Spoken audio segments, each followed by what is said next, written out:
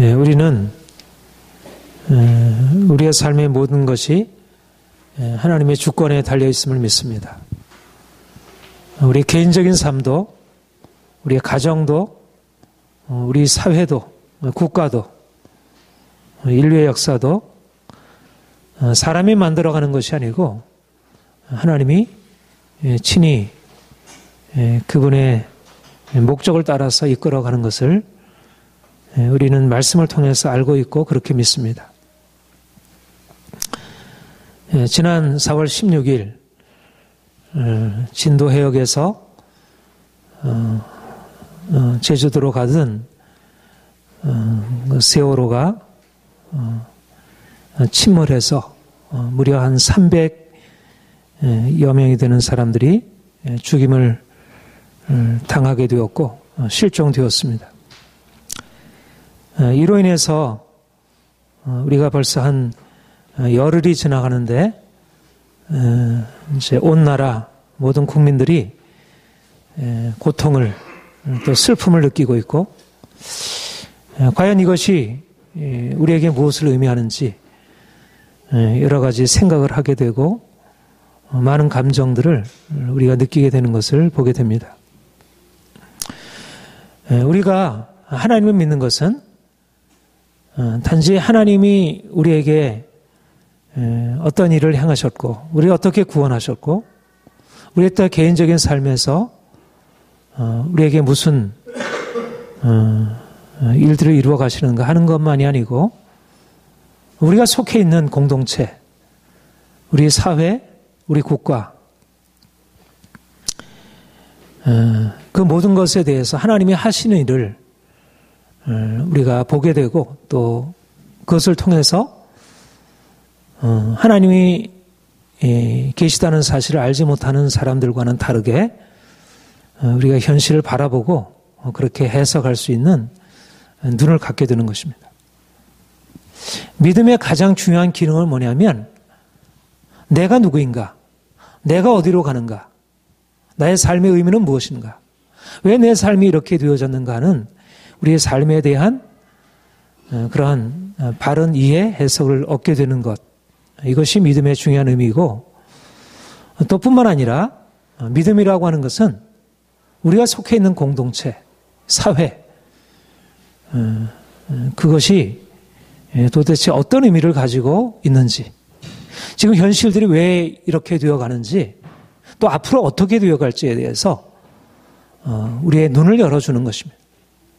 말하자면 우리의 신앙의 가장 중요한 기능은 우리의 삶에 대한 관점, 우리 개인에 대한 인생관, 가치관을 열어주고 또 이 시대를 바라보는 세계관, 역사에 대한 새로운 의식들을 우리에게 깨워주는 것입니다. 우리가 하나님을 알게 되면서 내 자신에 대해서 가지고 있었던 생각이 바뀌어지게 됩니다. 우리가 우리 자신을 하나님 없이 생각하면 어떻게든지 돈을 많이 벌어서 인생을 평안하고 행복하게 살아야겠다. 그렇게 생각하고 그렇게 노력하고 살게 된다면 우리가 하나님을 알게 되면서 인생이 그런 것이 아니구나. 인생은 목적이 있고 인생은 내가 원하는 행복을 얻는 것에서 진정한 성공이 있는 것이 아니구나. 우리 인생에 대한 관점이 달라지게 되는 것입니다. 또 뿐만 아니라 우리가 속해 있는 사회, 국가, 역사 어떻게 보면 우리가 그렇게 깊이 생각하지 않고 그냥 거기에 속해서 살아갈 수 있는데 우리가 하나님을 알게 되면서 우리의 개인적인 역사를 넘어서서 하나님이 하나의 국가, 한 공동체, 민족을 어떻게 이끌어 가시는지 그것을 보게 되고 그런 의미에서 우리에게 주어진 일들을 하나님의 관점에서 바르게 해석할 수 있게 해줍니다. 우리가 역사를 어떻게 이해하는 게 옳을까요? 역사는 어떻게 진행되고 있을까? 한 사회, 한 국가, 한 문명의 역사가 어떻게 진행되어질까? 우리가 여러 가지 많은 역사에 대한 이해들이 있고 해석이 있지만 가장 중요한 중심, 하나님이 우리에게 말씀하시고 우리에게 알려주는 가장 중요한 중심은 하나님이 이 세상을 다스리고 이 세상은 하나님의 목적을 향해서 나아가고 있고 궁극적으로 하나님의 정의가 승리하게 된다는 것입니다. 현실의 역사를 보게 되면 돈을 가지고 있는 사람들이, 권력을 가지고 있는 사람들이 세상을 좌지우지하고 있고, 인생의 성공이란 돈을 많이 버는 것, 그리고 권력을 차지하는 것, 이것이 인생의 성공이라고 생각하고, 그와 같이 돈을 가지고 있는 사람, 권력을 가지고 있는 사람들이 세상 질서를 만들고 법 질서를 그들이 좌우하게 됩니다. 어떻게 보면 현실은 정의가 이끌어가는 것이 아니라 정의보다도 현실적인 권력, 돈의 힘이 세상을 끌어가는 것으로 여겨집니다. 실질적으로 우리의 현실을 바라보게 되면 정의로운 사람, 착하고 선한 사람들이 세상에서 복을 누리고 행복하게 살아가기보다 오히려 적당하게 술수를 꾀하고 자기의 이득을 위하여 다른 사람의 것들을 빼앗기를 주저하지 않는 좀 마음이 모질고 강하고 그런 사람들이 세상에 성공하고 그런 사람들이 권력을 차지하고 그런 사람들이 돈을 벌고 선하고 착한 사람들은 그런 사람들에게 피해를 받고 고생을 당하지만 그런 어떤 불의한 현실에 대해서 이건 아니라고 싶어도 그것을 누구도 바로 잡아주기에는 누구도 현실적인 힘이 없다는 사실을 보게 됩니다. 따라서 우리가 현실을 어떻게 살아가야 하나? 어떻게 좀 더 행복하게 살아갈 수 있을까? 어떻게 성공적으로 살아갈 수 있을까? 그렇게 생각하게 되면 결국은 우리가 가지고 있는 양심, 우리가 선한 일을 행하고 착하게 살아가는 것에 대해서 그렇게 끝까지 붙들기가 어렵다는 것이에요. 어떻게든지 돈을 많이 벌려면 좀 적당하게 거짓말하고 속이고 적당하게 그냥 타협하고 이렇게 해야지 돈을 벌 수 있고 그래야지 현실을 좀 넉넉하게 누리고 살아갈 수 있지. 고지고대로 원칙대로 하게 되면 인생이 너무나 고달프고 힘들고 그렇게 되면 글쎄 그 사람이 뭐 자기의 양심은 지킬지 모르지만 본인도 고생되고 가족도 고생시키고 별로 유익이 별로 없으리라는 그런 생각을 대부분 갖게 되죠. 현실 속에서 판단하게 되면. 사실 이번 세월호 참사가 어떻게 벌어졌을까? 뭐 여러 가지 그런 원인들에 대해서 우리가 진단하고 말할 수 있지만 가장 궁극적인 원인은 사람들이 이 세상을 살아가는 삶의 방식, 돈이 제일 중요해. 권력이 중요하지. 돈과 권력이 있어야 인생이 행복할 수 있지. 어떻게 현실이 돈과 권력을 떠나서 되어질 수 있겠어? 그런 사람들의 공유된 가치관이 이런 참사의 밑바닥에 깔려 있는 것입니다. 그러나 누구도 그러한 생각 자체를 부정하려 하거나 그것은 잘못되었다고 그것을 거부하려고 하지 않습니다. 그래서 이런 어떤 엄청난 사건이 일어나도 사람들은 자신의 삶의 방식을 바꾸지 않고 정의가 승리하는 그런 세상을 꿈꾸기보다 여전히 돈에 의해서 지배되는 세상, 권력에 의해서 지배되는 세상에서 어떻게 나도 좀 한 자리 나도 차지하고 거기에서 내가 밀려나지 않을까, 그런 현실에 대한 아주 지극히 현실적인 생각을 가지고 반응하는 것을 보게 됩니다. 그래서 선한 사람, 착한 사람, 의로운 사람은 현실에서 제대로 살아가기가 어렵습니다. 시편에서 그렇게 말씀하고 있습니다. 터가 무너지면 의인이 무엇을 하랴? 여호와여 도우소서. 경건한 자가 끊어지며 충실한 자들이 인생 중에 없어지나이다. 터가 무너지고 의인이 설 자리가 없어지는 것입니다. 점점 이 사회의 도덕적인 기초가 무너지고 사람들의 양심과 도덕성 윤리가 땅에 떨어지고 사람들은 어떻게든지 돈 앞에 쉽게 타협하고 사람들이 추구하는 것은 의가 아니고 사람들이 추구하는 것은 그저 세상에서 편하게 사는 것입니다. 어른이나 아이나 할 것 없이 믿는 사람이나 믿지 않는 사람이나 할 것 없이 사람들이 추구하는 것은 보다 정결하고 깨끗하고 좀 더 바른 삶을 추구하지 않습니다. 그렇게 가르치고 있지만 그렇게 교과서에서는 쓰여져 있지만 그렇게 원칙으로는 나와 있지만 그건 원칙일 뿐이지 실제적으로는 그렇게 믿지도 않고 그렇게 하게 되면 인생이 실패하게 되리라고 하는 그런 생각을 합니다. 제가 학생들 교과서를 보는데요. 국어 교과서를 보는데 중학교 교과서, 고등학교 교과서 그 내용이 너무나 좋은 거예요. 인생을 깨끗하게 성결하게 정직하게 다른 사람을 도우면서 보다 높은 이상을 추구하고 살라고 그렇게 교과서에는 쓰여 있습니다. 그러나 그것을 가르치는 교사들 그러나 그런 교과서를 만든 그런 교육 제도들은 결코 그 교과서를 믿지 않습니다. 그야말로 그것은 텍스트북일 뿐이지 실제적인 삶과는 너무나도 거리가 있는 것입니다. 그래서 오늘날 이와 같은 대형 참사가 일어나도 사람들은 근본적으로 삶의 방식, 삶의 가치관을 바꾸지 않습니다.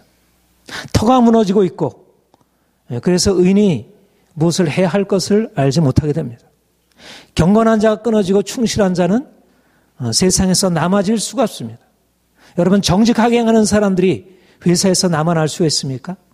정직하게 이건 아닙니다라고 하는 사람들이 학교에서 남아날 수 있습니까? 어느 기관에 어느 공동체에 정직하게 투명하게 하자고 했을 때 거기에 대해서 동의하고 따라갈 사람들이 얼마나 되겠습니까? 대형 참사가 일어나도 사실 근본 구조가 바뀌어지기 쉽지 않은 것입니다.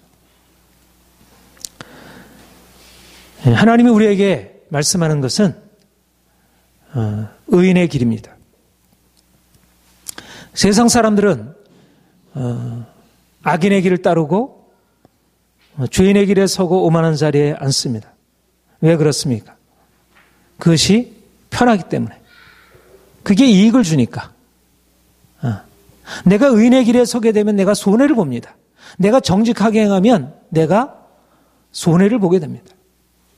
내가 적당하게 덮어야, 적당하게 보지 않은 척해야, 적당하게 눈 감아줘야, 그래야 서로 간에 평화할 수 있고 서로 간에 부담을 주지 않습니다. 내가 잘못을 잘못이라고 지적하고 얘기를 하면 서로 간에 부담이 되고 공동체 질서가 무너지는 것처럼 그렇게 여겨집니다. 하나의 관행으로 굳어져 있고 우리 안에 의식 안에 그것은 너무나 쉽게 허용되고 있습니다. 그래서 아무리 악한 사람들이 자기의 탐욕을 채우기 위하여 불의를 저지르고 악을 저질러도 거기에 대해서 감히 대항하지 못하는 거예요. 왜냐하면 그것에 대항했다가는 내가 불이익이 돌아올 테니까. 내 밥줄이 끓긴 때니까. 감히 권력에 대항해서 당신 잘못했어요. 그렇게 하면 잘못하는 것입니다. 이렇게 얘기할 수가 없는 것입니다. 당장의 인생의 고통이 시작이 되니까. 내가 당장 아이들의 먹을거리를 걱정을 해야 되니까. 사업을 하는 사람들이, 학교를 경영하는 사람들이, 학생들을 가르치는 사람들이 누구든지 할 것 없이 불법을 저지르지 않으면, 우리가 불의를 행하지 않으면 살아날 수 없는 그런 시대를 우리가 살아가고 있습니다. 근본적으로 사람들은 자신의 삶을 의를 위하여 행하기보다 자신의 욕망에 따라서 물질적으로 더 많이 소유하고 그리고 좀 더 육체적으로 더 편하게 살아가기 위하여 삶을 선택하고 결정합니다. 내가 조금만 눈을 감으면 얻을 수 있는 이익이 있다고 하면 기꺼이 눈을 감아주는 것입니다. 우리 안에 있는 욕망, 우리 안에 있는 깊은 욕망의 뿌리가 쉽게 다뤄지지 않습니다. 그러니까 아무리 악한 사람들이 이러저렇게 드러나서 한 번씩 이렇게 철퇴를 맞지만, 그러나 사람들 안에 있는 그 욕망의 뿌리가 제거되지 않는 한 악은 근본적으로 소멸되지 않습니다. 여러분, 법이, 어떤 법적인 처벌들이 이 사회를 정결케 하고 깨끗게 할까요? 그것은 낙관적인 생각에 불과합니다. 사람들의 욕망은 법으로 통제되지 않습니다. 아이들이 게임에 빠져 있는데, 게임에 빠져 있는 아이를 벌을 준다고 게임에서 벗어날 수 있을까? 벗어날 수 없습니다. 사람들이 이미 돈의 욕망에 빠져서 온갖 불법을 저지르고 있는데, 그 욕망이 사라지지 않는데 법을 통해서 그것을 제재할 수 있을까요? 결코 불가능합니다. 어떻게든지 법이라고 하는 테두리를 또 새롭게 만들어서 불법을 행하는 것입니다. 이 마음이 욕심으로 가득 차 있는 그런 악인들만이 아니고 평범한 사람들, 여러분이나 저와 같은 그렇게 평범하게 이 세상을 살아가는 사람들도 여전히 악에 대해서 감히 대항할 수 없는 거예요. 왜냐하면 두렵기 때문에. 내가 현실 속에서 당할 그 고통이 두렵기 때문에 감히 그것에 대해서 거슬러 갈 수 없는 것입니다. 우리의 삶의 안정과 행복을 담보로 하지 않는 한 우리가 감히 악을 악이라 말할 수 없고 탐욕에 대해서 우리가 거리를 두기 어렵습니다. 그래서 시편은 우리에게 악인들의 악행으로 인한 많은 사람들의 무고한 희생자들의 아픔과 탄식을 드러내고 있습니다. 시편이 우리에게 말씀하는 것은 사람들이 현실 속에서 살아갈 때 결코 평안함과 자유함으로 살아갈 수 없다는 것입니다. 현실이 불이 한가운데서 선한 사람들이 편안하게 살아갈 수 없다는 것입니다. 하나님이 다스리는 세계인데 세상에서는 하나님의 정의가 이루어지지 않습니다. 그래서 현실 속에서 어떻게든지 잘 살아남으려면 그런 현실에 타협할 수밖에 없고, 현실에 타협하지 않는 의인들은 고통을 당하게 되고 슬픔을 당하게 되고 문제 가운데 들어가게 됩니다. 그래서 대부분의 사람들이 현실 가운데 악한 일에 대해서 저항하지 못하고 거기에 그냥 순응하고 살아가는 것을 보게 됩니다. 그러면 이게 우리가 살아가는 현실입니까? 그게 우리가 어쩔 수 없이 받아들여야 하는 것입니까? 그런데 이것은 우리의 눈에 보이기에는 이것이 너무 분명하고 확실한 것 같아 보이지만 하나님이 다르게 말씀하시는 것입니다. 시편에서 말씀하는 것은 악인들이 세상을 지배하고 있고 강자가 자신의 힘으로 권력으로 사람들을 누르고 의인들의 고통을 가하지만, 하나님 말씀하는 것은 세상은 강자가 지배하는 것이 아니라는 것입니다. 세상은 하나님이 다스린다는 것입니다. 정의의 하나님이 사람들이 알지 못하는 하나님이 하늘에 계셔서 의인들의 고난을 그가 감찰하고 계시고 악인들의 악행을 낱낱이 기록하고 계신다는 사실입니다. 사람들은 보지 않지만, 사람들은 그것에 대해서 두려움으로 반응하고 있지만 하나님이 그들을 보시고 아시고 다 기록하고 있다는 것입니다. 그러므로 우리가 하나님을 믿을 때, 하나님이 살아계시고 하나님이 우리의 삶의 전체를 통치하시고 다스린다는 사실을 믿을 때, 하나님이 온 세상의 왕이시고 통치하심을 믿을 때, 우리가 악인들이 가지고 있는 그런 강한 힘과 그들이 가하는 위협과 폭력을 두려워하지 않고 하나님이 우리의 보호자시고 그가 우리를 붙드시고 계신다는 사실을 믿고 우리가 담대히 설 수 있는 것입니다. 현실을 보면 악인들이 승승장구하는 것 같지만 성경의 하나님은 하나님이 악인들을 그들의 이기심과 탐욕과 그들의 모든 악행과 폭력, 그 모든 것을 벌하시고 그 밑에서 고생하고 탄식하는 의인들을 살려내시고 건져내신다는 사실입니다. 정의 하나님이 악인들을 심판하시고 의인들의 보호자가 되시고 그들을 건져주신다는 이 사실이 바로 의인들의 위로요, 위안이요, 희망입니다. 이것이 우리의 피난처입니다. 하나님이 우리의 피난처이시고 그가 의인들을 그의 장주에 붙들어 주시고 지켜주신다는 것입니다. 하나님 없이 살아가게 되면 악에 대해서 이건 아니야. 이거 왜 이렇게 세상이 이렇게 악하게 되었을까? 그렇게 이 세상에서 탄식하고 때때로 분노하기도 하고 이 세상을 성토하기도 하지만 그러나 그것에 대해서 어찌할 수 없다고 생각하고 또다시 거기에 타협할 수밖에 없습니다. 그것이 연약한 인간들입니다. 그러니까 사람들이 현실의 악과 싸운다는 것은 지극히 유약하기에 짝이 없습니다. 그러나 하나님, 우리의 생각을 뛰어넘으시고 우리보다 더 분명하게 보시고 하신 그 하나님이, 그 전능하신 하나님이 그의 강한 손과 편팔로 모든 강한 자들을 파시고 그가 심판하신다는 사실을 믿는 사람,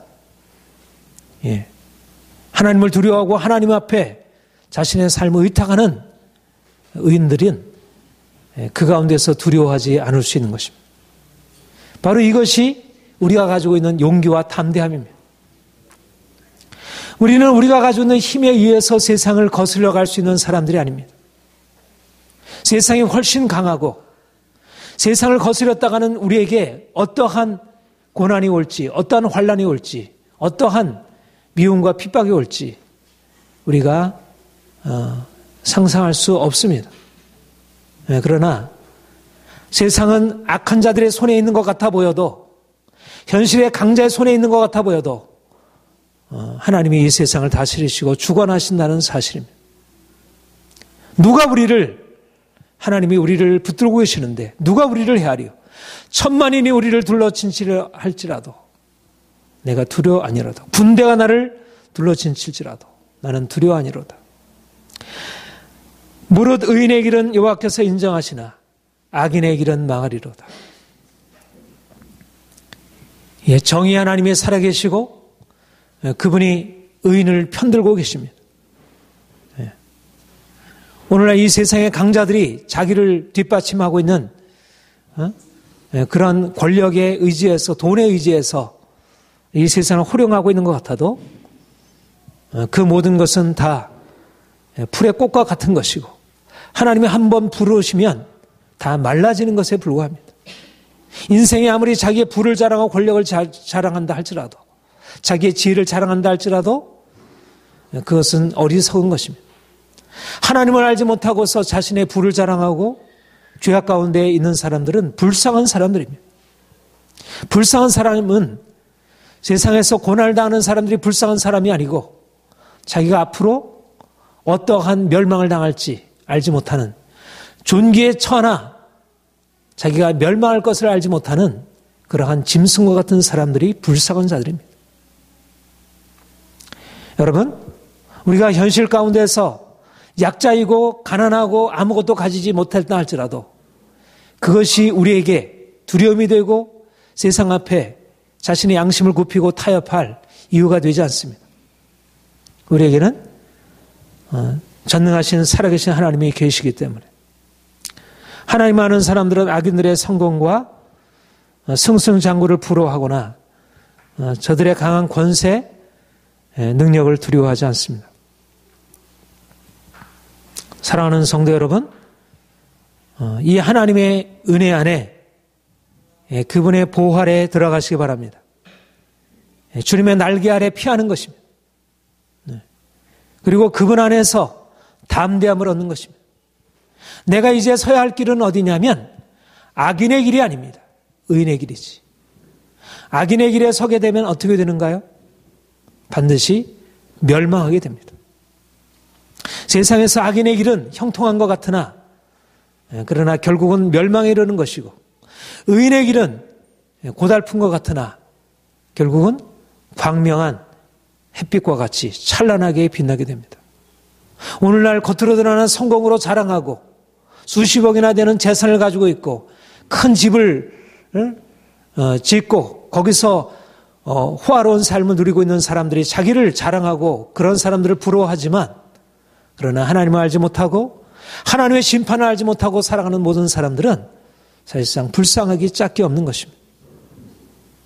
우리는 세상을 살아갈 때 악인의 길과 의인의 길, 두 길을 의식하며 살아가야 합니다. 세상에는 두 길이 있습니다. 세상에는 두 부류의 사람들이 있습니다. 의인의 길에 서서 하나님 편에 서서 하나님의 축복으로 나아가는 사람들이 있고, 악인의 길에 서서 세상 사람들이 가는 그 길에 서서 처음에는 행복하고 성공적인 인생을 살아가는 것 같아 보이지만 결국은 멸망으로 나아가는 그런 인생들이 있습니다. 우리 안에 사실 두 가지 마음들이 다 있죠. 한편으로는 세상을 따르고자 하는 마음, 내 욕망을 부정하지 않고 그냥 따르고자 하는 마음, 한편은 이래서는 안 되지, 내가 이렇게 했다가는 큰일 나지, 그런 양심의 그런 소리, 우리 안에는 두 마음이 있습니다. 그런데 우리가 현실을 살아가게 될 때 너무나 많은 사람들이 하나님을 알지 못한 상태에서 보이는 행복을 추구하다가 자기의 욕망을 따라가게 되고 결국은 악인의 길에 서게 됩니다. 오늘날 대부분의 사람들이 세월호 참사를 일으켰던 그런 선장, 승무원들, 그런 해운사, 그런 직원들, 그런 관련 단체 사람들, 수많은 사람들이 악인의 길에 서서 이런 부끄러움을 당하고 온 나라를 고통스럽게 했습니다. 그러나 오늘날 많은 사람들은 그 악인의 길에 대해서 근본적으로 회의하지 않고 거기서 돌이키려고 하지 않습니다. 그런데 하나님 편에 선 의인의 길에 서는 사람들, 그런 사람들이 있습니다. 세상 행복보다는 하나님의 정의를 사랑하고 그 길에 서서 살아가려고 하는 것입니다. 세상이 주는 행복, 세상이 주는 평안을 거절하고 설사 내게 고통이 된다 할지라도, 내가 고난을 받는다 할지라도 내가 세상처럼 거짓말하고 그렇게 세상 사람처럼 자기 것을 위하여 다른 사람의 것을 빼앗고 속이고 그런 것에 타협하고 함께하는 것이 아니라 거기서부터 벗어나서 의의 길에 서기로 작정하고 그리로 나아가는 하나님의 사람들이 있습니다. 의로운 사람들이 있습니다. 다른 사람들은 불법을 행하고 거짓말하고 눈 감아주고 묵인하고 방관하지만 의인들은 그 길들이 멸망에 이르는 것인 줄 알아. 그래서 거기서 돌이키는 것입니다. 여러분, 누가 성공적인 인생을 살아갑니까? 당장의 유익을 위해서 자기 욕심을 내버리지 않고 평안한 길을 쫓아 살아가는 사람들이 성공적인 인생을 살아갑니까? 악인의 형통을 부려할 이유가 없습니다. 악인의 형통은 곧 머지않아서 곧 멸망에 이르게 될 것입니다. 의인들의 고난을 두려워하거나 불쌍히 여길 필요가 없습니다. 의인들은 반드시 그 당대에 하나님께서 임하실 것이고 후대에 이르러서 점점 그 다섯 만대가 축복에 이르게 됩니다.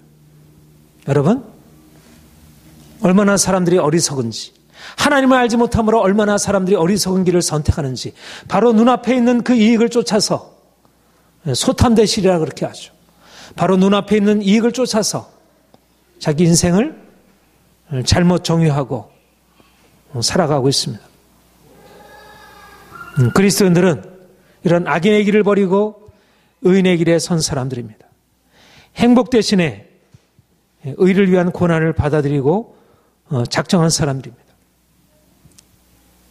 의에 줄이고 목마른 사람들은 복이 있나니 저희가 배부를 것이며, 의를 위하여 핍박을 받는 자는 복이 있나니 저희가 하나님의 천국이 저희 것입니다 말씀하셨습니다. 이 세상 속에서 사람들이 가지고 있는 생각과 하나님의 생각은 너무 다릅니다. 세상은 좀 적당하게 타협하고 적당하게 거짓말하고 적당하게 속이고 적당하게 눈 감아주고 적당하게 해줘야 그래야지 인생이 복을 받고 인생이 잘 되는 것이지, 너무 깨끗하고 너무 원칙대로 하고 너무 바르게 하면 인생을 제대로 살아갈 수 없어. 세상을 그렇게 살아갈다간 망하게 돼. 이게 세상이 가르치는 지혜이고 철학입니다. 그러나 성경은 그렇게 말하지 않습니다. 성경은 의에 줄이고 목마른 자가 복이 있다고 말하고, 성경은 의를 위하여 핍박을 받는 자가 복이 있다고 말합니다. 악인은 반드시 심판을 당하게 되고 악인의 길은 망하리로다. 악인은 바람에 나는 겨와 같도다. 악한 자의 길에 따르게 되면 반드시 심판에 이르게 되고 멸망을 당하게 된다는 것. 이것이 구약 성경의 전체가 너무나 확실하게 율법에서 말씀하고 있고 역사서가 말씀하고 있고 예언서가 거듭거듭 말씀하는 하나님의 진리입니다. 오늘날 이 세상이 이 하나님의 정의를 깨닫지 못함으로 악한 길에 서 있으면서도 두려워할 줄 모르고, 아니 하나님을 알지 못하는 사람이야 하나님을 알지 못한다니까 그럴 수 있지만 하나님을 아는 사람들조차도, 그것도 교회에서 말씀을 가르치는 목회자들이, 그것도 대형교회 목회자들이 불의를 저지르면서도 하나님의 심판을 두려워하지 아니하고 세상 법 앞에서도 심판을 당하면서도 부끄러워할 줄 모르고 하나님을 모르는 것입니다. 오늘날 교회가 하나님의 정의를 무시하고 세상을 닮아가고 세상의 불의와 타협하고 있기 때문에 이 사회가 이 세월호 참사와 같은 이 부끄러운 일이, 이 나라에 이 부끄러운 일이 임한 것입니다. 이것은 교회의 근본적인 죄악입니다. 이 사회가 가지고 있는 죄악이지만, 그러나 교회가 먼저 사명 깨닫지 못하고 돈을 쫓아가고 권력을 쫓아가고 잘못된 권력을 뒤에서 축복이나 해주고 의를 위하여 핍박을 받는 자의 반열에 서기보다는 악한 자의 길에 대해서 칭찬하고 축하해주고 인정해주고 평안하다 안전하다 해주고, 그러면서 많은 사람들이 그 밑에 가서 하나님의 축복을 우리에게 주세요. 전혀 현실 속에서 고통당하는 자들에 대해서 아랑곳하지 않고 그냥 자신의 배만 채우고 자신의 가족만 잘 살게 하고자 하는 그런 방식으로 교회가 성장했으니 이 사회가 이렇게 병들어도 아무런 영향력을 나타낼 수 없게 된 것입니다. 오늘날 교회는 의인의 길에 서 있지 아니하고 악인의 길에 서 있습니다. 악인의 길에 대해서 심판을 명해야 되는데 악인의 길에 대해서 축복해주고 인정해주고 받아주고, 여호와께서 인정하지 않는 악인의 길을 교회는 축복하고 있는 것입니다. 돈 가진 사람들, 권력을 가지고 있는 사람들에 대해서 아무런 책망도 하지 않고 그냥 잘못에 대해서 그냥 긍정해주고 받아주고, 교회가 하나님께서 말씀하시는 예언자의 사명을 감당하지 못했기 때문에 이번에 이러한 참사가 일어나도 교회가 아무런 할 말도 없고, 아니 의식도 없고, 이것이 왜 문제가 되었는지, 왜 이렇게 불의한 일이 이 땅에 일어나고 있는지, 자신의 책임이 무엇인지 전혀 알지 못하는 것입니다.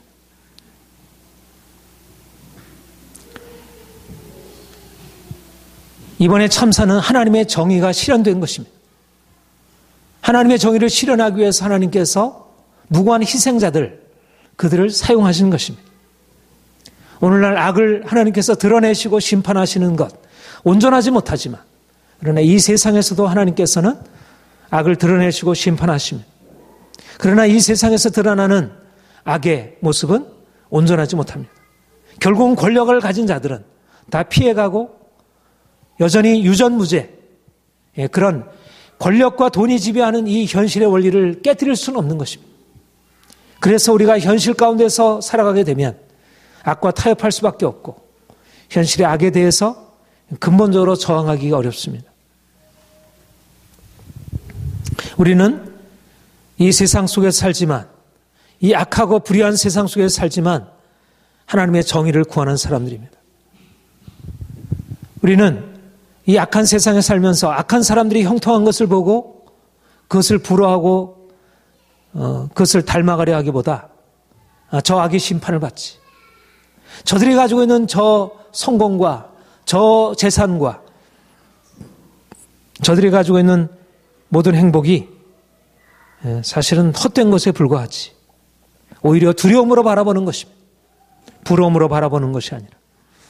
그리고 또 이런 세상의 악에 대해서 우리가 그냥 방관하고 그냥 인정해주고 그것을 그냥 따라가는 것이 아니고 그것을 드러내고 그것과의 싸움을 시작하는 것입니다. 우리는 악인의 길을 그대로 방관할 수 없습니다. 우리는 하나님의 정의에 선 사람들입니다. 하나님의 정의를 이 세상에 선포하고 노아와 같이 불의한 세상에 대해 하나님께서 심판하신다는 사실을 악을 행하는 사람들에게 경고하고 사람들에게 거기서 돌이키라고 말을 해야 합니다. 여러분, 우리가 사람들에게 예수 안 믿으면 지옥 간다고 얘기해야 되지만 그러나 단지 안 믿으면 지옥 간다만이 아니라 불의하게 살면 반드시 심판을 받게 된다는 사실을 말해야 합니다. 예수를 믿는다고 다 되는 것이 아닙니다. 예수를 믿는다고 여전히 세상 사람 똑같이 자기 욕심을 따라서 그렇게 죄 가운데 행하면 반드시 심판을 받는 것입니다. 믿음이 모든 문제를 다 해결해 주지 않습니다. 믿는다고 하면서 믿음으로 행치 아니하면 하나님 말씀을 떠나서 불의하게 행하게 되면 하나님의 심판을 피할 수 없습니다. 목사이든지 장로이든지 그 사람이 어떠한 지위를 누린다고 할지라도 하나님의 심판을 피할 사람은 아무도 존재하지 않습니다. 하나님은 더욱더 엄정하게 하나님의 자녀들을 심판하신다고 하셨습니다. 하나님이 세상을 향한 잣대보다 교회를 향한 잣대가 더 엄정합니다. 그렇잖아요. 지도자를 향한 하나님의 이 심판이 더 엄정하잖아요. 대통령에 대해서 장관에 대해서 할 때는 엄정하게 그것을 가려내잖아요. 도덕성을. 하나님 보실 때 세상에 불의한 것과 교회에 불의한 것은 이것은 같은 잣대가 아닌 것입니다. 세상에서는 적당히 덮어줄 것도 교회에서는 덮어줄 수 없는 것들입니다. 그러므로 오늘날 우리가 이런 하나님의 정의에 서서 먼저 자신을 정결케 하고 우리 안에 타협해왔던 그동안의 모든 불의에 대해서 하나씩 하나씩 다 드러내고 이 모든 것을 하나님 앞에 회개하고 결별하고 그리고 그동안에 우리가 용인하고 방관하고 인정해 주었던 사람들과의 관계를 끊고 그리고 그들에 대해서 책망하고 하나님의 정의를 우리의 삶 가운데 세워가야 합니다. 이것이 우리가 사는 길이고 교회가 사는 길이고 이 사회가 사는 길입니다. 아파도 우리가 이번 세월호 참사를 겪으면서 사람들이 공통적으로 주문하는 것이 무엇입니까? 원칙이 세워져야 한다. 그동안 적당하게 그냥 타협하고 했던 모든 것들을 다 원칙이 세워져야 한다. 아파도 이 일을 해야 이 나라가 제대로 세워줄 수 있다. 이렇게 다들 생각하잖아. 그런데 그것은 몇몇 해당되는 사람만이 아니고 우리 모두가 다 하나님 앞에서 돌이켜야 할 상황입니다. 하나님이 우리 교회를 이 세상의 빛으로 세우셨습니다. 우리는 우리 자신이 예수를 믿어서 구원받고 천국 가기 위해서 부름받은 것이 아니고 우리가 이 세상에 하나님이 살아계시고 하나님이 세상을 정의로 심판하시는 분이라는 사실을 알려주고 그들에게 보여주기 위해서 택함받은 자들입니다. 왕같은 제자들이요 하나님의 거룩한 백성들입니다. 이제 이 사회가 어디에서 희망을 발견하겠습니까? 누가 이 세월호 참사 같은 이 엄청난 사건을 일으킨 이러한 총체적인 부실의 이 사회와 이 국가를 다시 살려낼 수 있겠습니까? 정부가 법으로 교육으로 국민이 성토해서 여론이 형성되어 가지고 사람들의 그 안에 있는 이기심과 욕심을 걷어낼 수 없는 한 그것을 바꿀 수 없는 한 근본적으로 또 다른 세월호 참사와 같은 일들이 앞으로 계속해서 연이어서 일어날 것입니다. 이것은 우리의 삶에 대한 비관적인 그런 전망이 아니고 이것은 일어날 수밖에 없는 사람들의 욕망은 더 강해져 가고 사람들의 그 거짓과 불의는 더 깊어져 가는데 그것에 가장 모든 사회 도덕적 기초인 가정이 무너져 가는데 아이들이 폭력으로 물들어가고 아이들이 이기심과 욕심으로 물들어가는데 이 사회가 더 나아질 수 있을까요? 법으로 대통령이 장관이 나서서 안전 시스템을 구축하고 그것이 이 사회를 만들어갈 수 있을까요? 그런 일들이 중요하고 그 일들을 해야 하지만 그러나 근본적으로 이 사회를 바꿀 수 있는 것은 그런 외적인 제도로서 법으로서 하는 길이 아닌 것입니다. 근본적으로 이 사회를 바꿀 수 있는 유일한 길은 하나님이 이 땅 가운데 임하셔야 하고 그가 그 권능으로 이 세상에 있는 모든 악을 심판하고 하나님의 사람들을 거룩하고 금없는 사람들 악에 대해서 두려워하지 않는 의인의 길에 선 사람들을 하나님이 세우셔야 합니다. 그런 사람들이 이 나라를 다스려야 합니다. 정의를 위해서 일할 수 있는 사람들 자기 욕심을 따라 행하는 사람들이 아니라 요셉 같은 사람들, 다니엘 같은 사람들이 이 땅에 일어나야 해요. 다윗 같은 사람들이 이 땅을 다스려야 합니다. 자기의 사육을 위해서 행하는 사람들이 아니라 오늘날 정치인들, 욕심으로부터 자유로운 정치인들이 있습니까? 다 자기 욕심으로 행하는 것이지. 욕심으로 행하는 사람들이 과연 사람들의 욕심에 의해서 일어난 일들을 어떻게 막아낼 수가 있겠어요? 그들이 만들어내는 법이 과연 이 사회를 바꿀 수 있겠는가? 우리가 이 사회를 위해서 기도하고 우리가 정부를 위해서 기도하고 대통령을 위해서 기도하지만 그러나 근본적으로 교회가 바뀌지 않는 한, 교회가 하나님 편에 서지 않는 한, 교회가 참으로 회개하고 정의의 보루가 되지 않는 한, 이 땅에 무너진 정의를 위해서 고난받으며 자기의 목숨을 각오하며 싸우지 않는 한 이 사회는 바뀌어질 수 없는 것입니다. 교회가 세상의 희망입니다. 교회가 이 사회를 살릴 수가 있습니다. 하나님 앞에서 깨어있고 고난을 두려워하지 않는 십자가 지고 주님을 따라가는 교회가 세상을 새롭게 할 수 있습니다. 이렇게 세워진 교회가 가정을 변화시키고 자녀들을 말씀으로 양육하고 불의와 타협하지 말아라. 돈을 다 잃어버린다 할지라도, 네가 감옥에 간다 할지라도 불의와 타협하지 말아라. 그렇게 자녀를 말씀으로 교육한 그 가정에 자란 아이들이, 그런 아이들이 커서 이 사회를 바꿀 수가 있는 것입니다. 오늘날 이 사회는 너무나 병들고 너무나 뿌리가 깊습니다. 교회가 병들었고 이 사회를 살릴 수 있는 비전도 아무런 의욕도 생각도 없습니다.